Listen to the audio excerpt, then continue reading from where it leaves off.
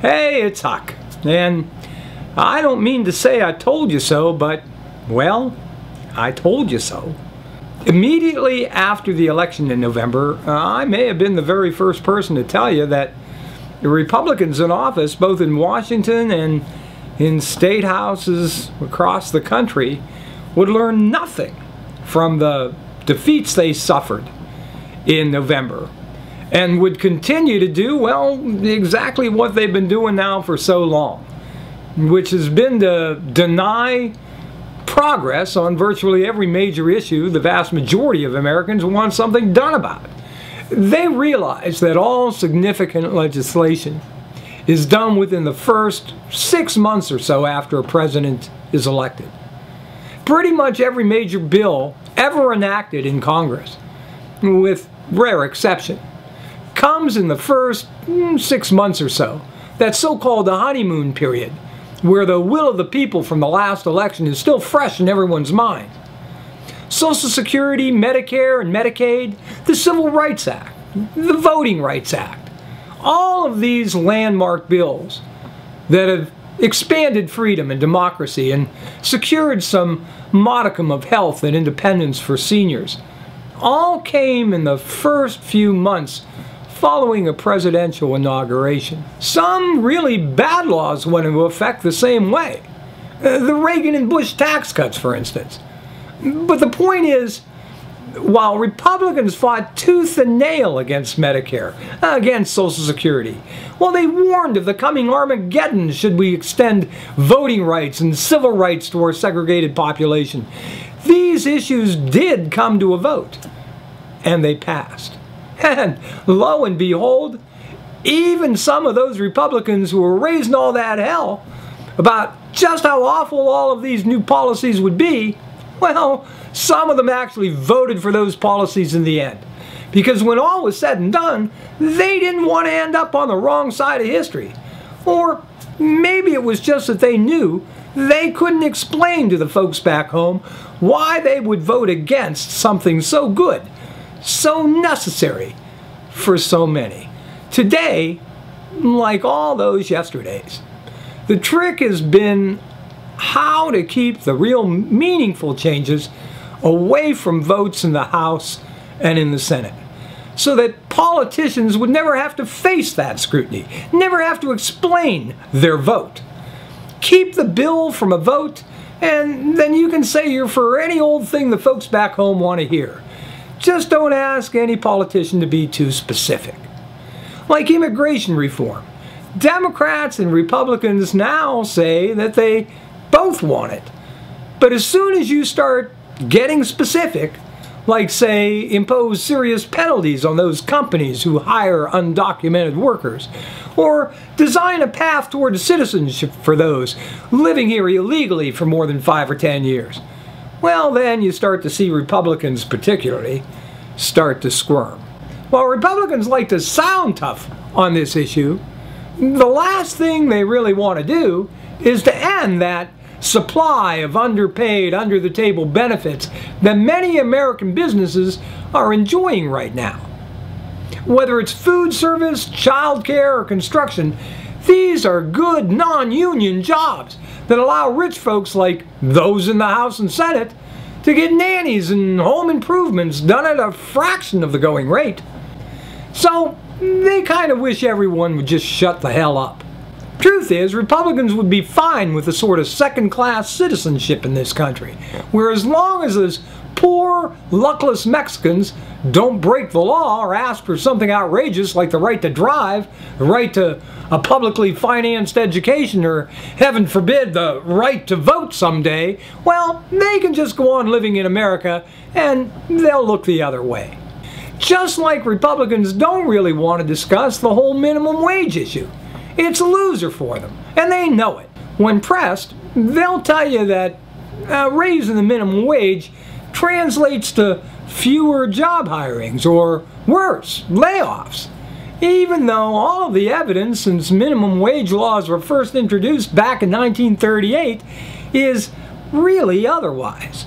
You see, all of the facts indicate that raising the minimum wage actually helps the economy, creates jobs, even moves a significant portion of the population off of other state and federal assistance programs, saving the government lots of money in the long run, because folks have a little bit more money to spend on their needs. And at these levels of wages, that money is always spent. Grocers and fast food restaurants, gas stations and mortgage brokers, the Walmarts and Best Buys, all of them benefit because people have just a little bit more money to spend on the things they either couldn't buy before or were reluctant to buy before. And the bigger truth is, we are way, way, way overdue on raising the federal minimum wage. Some states have already figured this out. Massachusetts has a statewide minimum wage of over $10 an hour. And in Ohio, it's raised now to a little over $8 an hour with further increases scheduled. But nationally, the rate is just $7.75 an hour. To put this in perspective, remember that in 1968, the minimum wage was about $2.28 an hour. Now, if the minimum wage were allowed to adjust for inflation, which it never has, today it would be more than $20 an hour. Now imagine that. A livable wage. Folks earning minimum wage rates back in 1968 had about 4 times the buying power that folks today on minimum wage enjoy. The truth is, at today's rates, a single mom raising 1 or 2 kids earns well below the poverty line in wages, even though she's working full-time. She will need food stamps, maybe a medical card for both of the kids, and more than likely a little assistance for the care of her kids while she's at work when they get home from school. And since most states won't help her with all of that, unless there's a grandma or something around, many of these kids are left on their own, after school, sometimes for hours, or when school's out for the summer, or there's no school due to a teacher's workshop or some federal holiday or employer doesn't observe. Well, tending to the kids on those days can be a crisis. I mean, I wonder how many single moms and dads end up losing their jobs because they're forced to stay home with their kids because no other arrangements can be found on those days. And it happens so often. But Republicans don't want to hear about the trials and tribulations of single moms working at minimum wage. See, in their world, the only people that have those kind of jobs are, teenagers fresh out of 10th or 11th grade. First job they've ever had. See, in their reality, they don't know any families that are living on the edge of survival. Before the economic crash of 2008, about 1/3 of all working adults aged 25 and older earned just $15,000 a year or less. These weren't teenagers. These weren't freeloaders. These were adults over age 25 working full-time.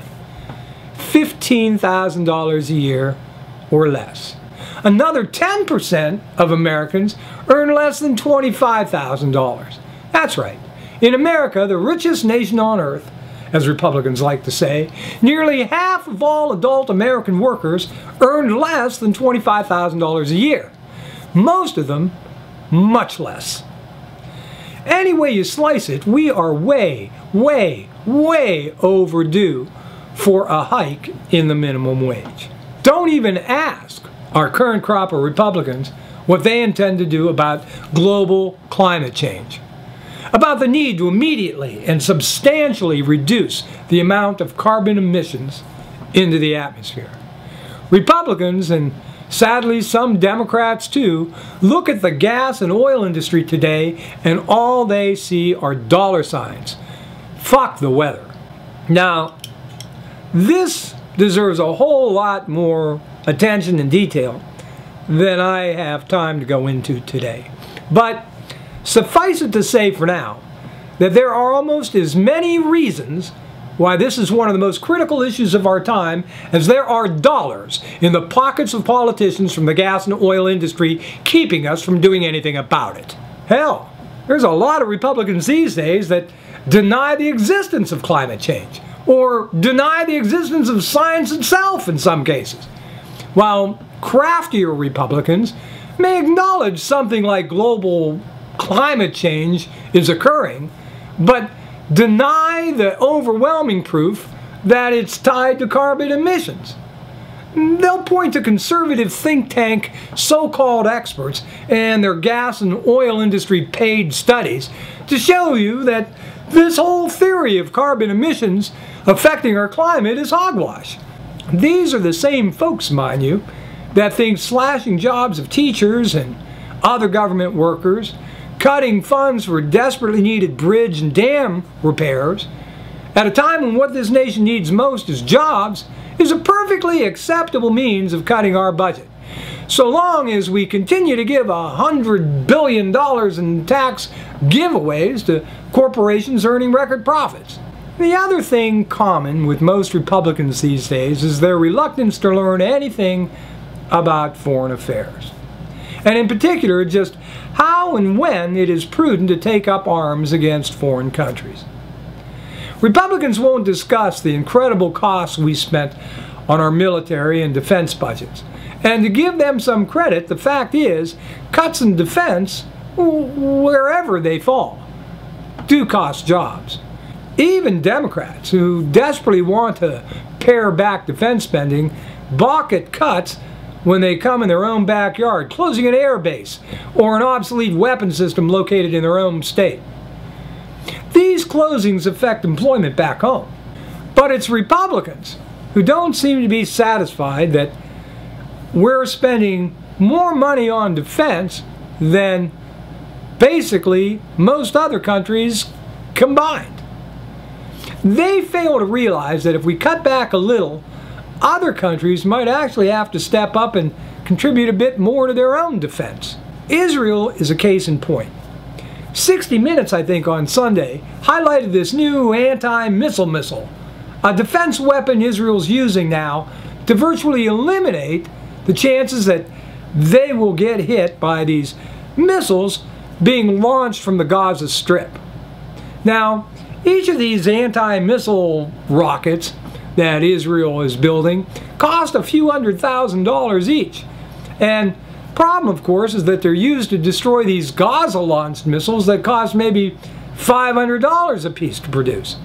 And, you know, there are times when Gaza launches really hundreds of them at a time. The technology was developed with more than $200 million of U.S. military aid. And there are calls now that Congress is going to provide as much as $660 million more for this defense system. Now, as the program pointed out, 60 Minutes, Israel expects to get that funding despite calls from the United States that Israel has to stop building these new settlements in the Palestinian territory on the West Bank.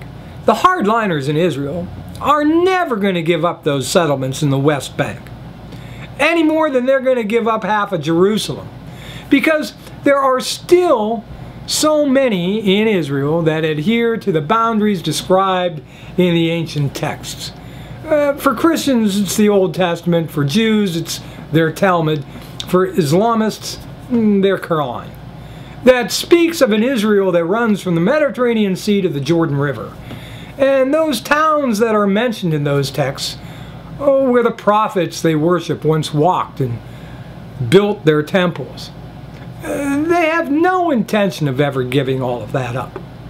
While most Israelis are far more pragmatic and far less religiously orthodox in their beliefs, the fact is, an awful lot of the foreign aid and many of its immigrants come from others who share these very orthodox beliefs. An awful lot of Israelis want settlements due to security concerns. But those moving into those settlements and the money acquired to build those settlements, well, They largely come from those devoted to the idea that Israel must return to its borders as written in those ancient revered texts. Israel's current president is no religious fanatic, but he is hardline on security, and he's pushing for even more settlements. Turn on your TV to some of the religious channels you maybe seldom watch, and you may be surprised to see paid 30-minute solicitations for donations to charities that bring Orthodox Jews and others from poverty-stricken places like Eastern Europe and Russia to shiny new settlements on the West Bank. These appeals for donations appear largely on fundamentalist Christian broadcast stations, often in the wee hours of the morning. And while they have every right to air, it does bring home the fact that those most fanatically on the religious right in this country, whether they're Jews or Christians, are probably contributing greatly to the status quo and lack of progress between Israel and the Palestinians. And even the most moderate Israeli politicians know that upsetting their most orthodox countrymen and foreign contributors is risky business, financially, if not spiritually. But aside from this strident support of Israel, right or wrong, Republicans have also failed to learn that some wars are just not worth fighting, not worth the cost of blood or money. President George W. Bush and his top foreign advisors manufactured a parade of lies and distortions about weapons of mass destruction in their pursuit of a war in Iraq. And despite international cries of outrage and huge international protests against the action, Bush got his war. Only a few years into it, when the war dragged on with no end in sight due to poor planning and poor understanding of what the hell they had gotten themselves into, only years into it did it become undeniable what most experts knew and had been telling the Bush administration all along. There were no weapons of mass destruction. It was at this point that some American politicians understood, finally, what had been obvious to most people from the start. They had been had. Some, like Democrat Hillary Clinton and Republican Chuck Hagel, openly stated their regret for their decision to give Bush authority to enter Iraq. Hagel is paying for coming to his senses now. Obama has appointed Hagel, a conservative Republican on most issues, as his next defense secretary. But Hagel not only had second thoughts about Iraq once he discovered our state purpose for going there was a complete sham. He wanted us out as fast as possible. A decorated war hero in his own right for his service in Vietnam, Hagel, unlike almost any other Republican senator these days, actually speaks movingly about the awesome and solemn responsibility of sending American men and women to war. If there is no strategic national interest at stake, no appropriate pre-planning, no winnable objective, and most important, no clearly defined exit strategy, in Hagel's opinion, we have no business sending young people into combat. None. On military engagement, Hagel and President Obama see eye to eye. But to get Obama's appointment, Hagel had other issues that still needed to be resolved. He had to change his positions on gays in the military and gay rights in general, which he has publicly done. This, of course, really pisses off some Republicans. Not just because he didn't toe the Republican line of attempting to shield Bush and his administration from discredit, but because by speaking out, he's clearly painting a contrast between his views and those of his powerful former colleagues in the Senate, like John McCain and Lindsey Graham, who never saw a war they didn't like. Hagel will probably eventually get his position, but not with the help of Lindsey Graham, who has used his ire at Hagel as a means to push for some absurd political points with his most conservative backers. Same with Texas Senator and Tea Party-backed lunatic Ted Cruz.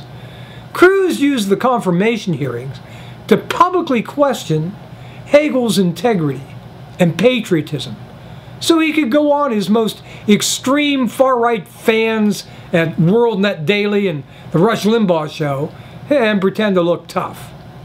This, coming from a guy who ditched any opportunity to join the military, while Hagel is a decorated veteran. You know, I always thought that before anyone in Congress should be empowered to send other Americans to war, they should first volunteer their own sons or daughters to be the first in line. I mean, I wonder how many military engagements we would have avoided with that one simple rule. But of all the critical issues facing this nation, and they're all critical, perhaps the one with the shortest attention span, and for tens of thousands of Americans, the shortest window of life or death consequences, is this whole debate over gun reform. And on this issue, not only are Republicans in near lockstep opposition to change, but at least 8 prominent Democrats from red or purple states are right there with them, desperate to hold off any real reform. And among these Democrats are Senate Majority Leader Harry Reid of Nevada, who gets to decide what bills come before the Senate for a vote and what bills don't. A few months ago, after the massacre in Aurora, where more than 70 folks were shot or killed, folks who were startled from eating their popcorn and Starburst by a madman armed with an assault rifle and a 100-round drum magazine to feed it, these people never had a chance. This madman walked up and down the aisle, shooting everything that moved, everyone that crouched, everyone that breathed. When that happened, I offered up a video all about gun violence in America, about our pitiful Supreme Court rulings in Heller versus District of Columbia, among other cases, and about the 70-member board of directors of the National Rifle Association, who I named. That video not only named those board of directors, but it pointed out that about a third of them are owners and CEOs of gun manufacturers, each of whom profits every time a shooting like that in Aurora or Virginia Tech or Sandy Hook Elementary in Newton, Connecticut occurs. And they profit largely as a result of their own organization, the NRA, and its spokesman, Wayne LaPierre, using each of these incidents to strike fear into the diseased hearts of gun nuts everywhere. Deaths by gunfire in America is so common today that folks back in the day, in what we would consider the Wild West, probably would think we have collectively lost our minds. At least they had some sensible rules. In most of the western towns back in the day, outlaws that we know by name are known today because murders by gunfire were far from common. Not like today. The reason we know some of them by name, Jesse James, Butch Cassidy, the Dalton Gang, the Younger Brothers, Billy the Kid, is because they were the exception to the rule, not the rule. They were made famous largely because they did have stricter rules than we have today. And these were the folks who didn't follow the rules. You could always own a gun, but in many towns, you had to leave that gun at the sheriff's office, or at the very least, refrain from walking around town with it.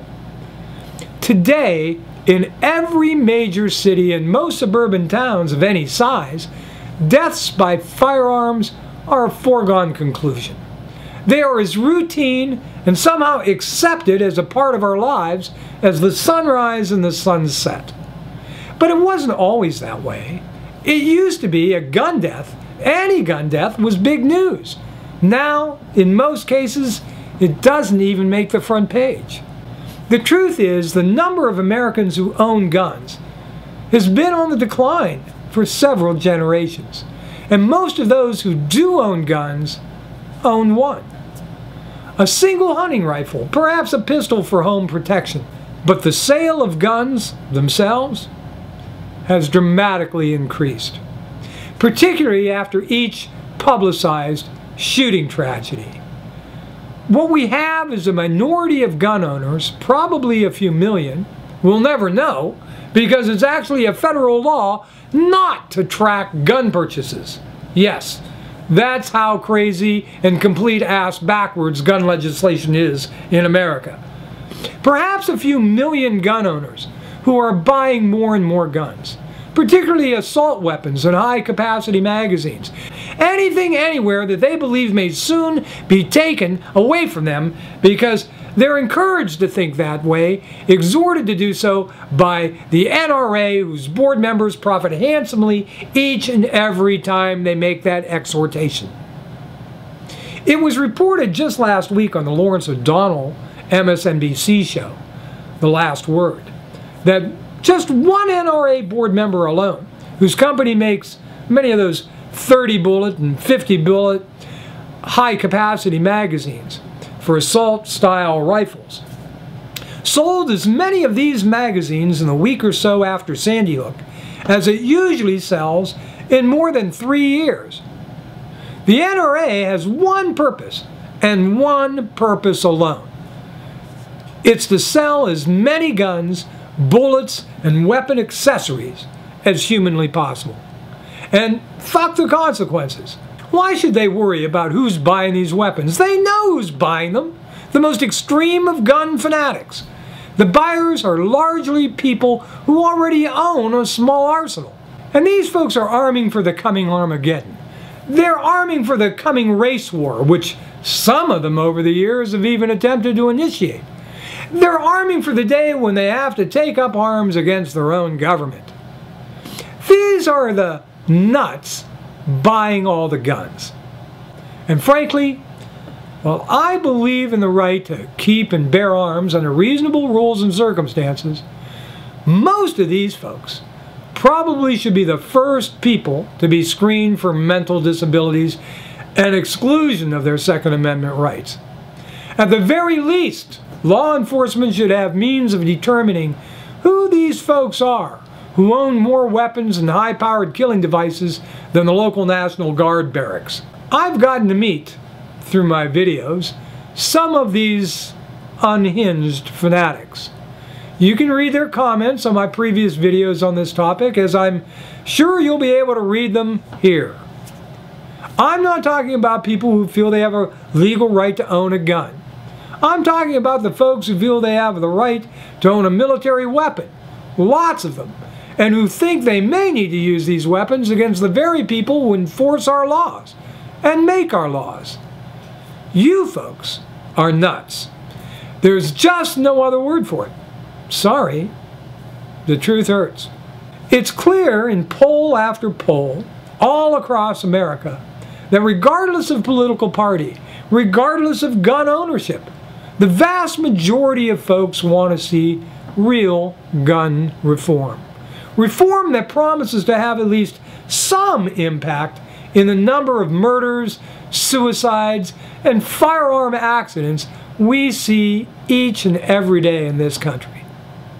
And politicians, Republicans especially, but also some Democrats, are doing everything they can think of to delay this issue just as long as they can, because that's what they've always done for the past few decades with success, hoping that as more time goes by, people will give in and give up and come to accept what they've accepted for so long, that this is one issue in which nothing will ever change. Just accept that fact and go on with your life until your husband kills himself with a gun, or your child mistakenly picks up a loaded gun at the neighbor's house, or your teenager gets shot after school, or you get shot at the mall, or the theater, or wherever the next madman thinks you and a whole lot of others will be easy targets. The truth is, while Obama's list of gun reforms is a start, and can only improve a very bad situation, the proposals don't go nearly far enough. Background checks on all gun sales is the very least we should do, and that would be meaningful. How about requiring a few hours of actual training to prove you know how to safely clean, use, and store your gun? Banning assault rifles is meaningless. If you mean by that you're going to ban, I don't know, 223 specific weapons while exempting hundreds, even thousands of others that are identical except for one or two cosmetic differences?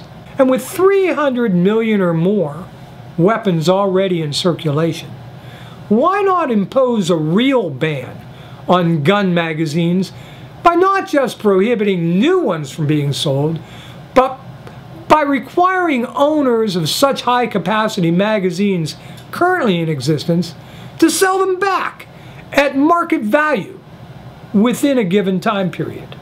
But as weak and limited as Obama's proposals are, they are at least a step in the right direction.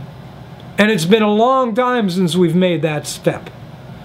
And it's up to each and every one of us who believes that to get up off our ass and let our elected government representatives know that we are demanding that they vote on these bills and that they enact them.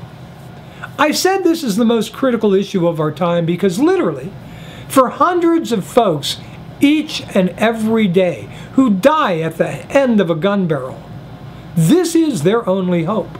Each day, the number of folks not helped by these reforms grows because each day more are killed by guns. Children, teenagers, moms, dads, sisters, brothers, neighbors, and friends. In my last video, which was very short, I again called on each of you to do your part. To contact your elected representative to let them know how important this issue is. You need to hold their feet to the fire on this and not give up until change, real, meaningful, life-saving change, is enacted into law. If you let this fight go by without your voice, you are a big part of the problem. Be a part of the solution. Again, I have listed the links to your House representative and senator in the description box below. We can do this. Somebody, somewhere, someone you know perhaps, maybe even someone you love, needs you to do this. I'm Huck. Thanks for watching. I'll see you real soon.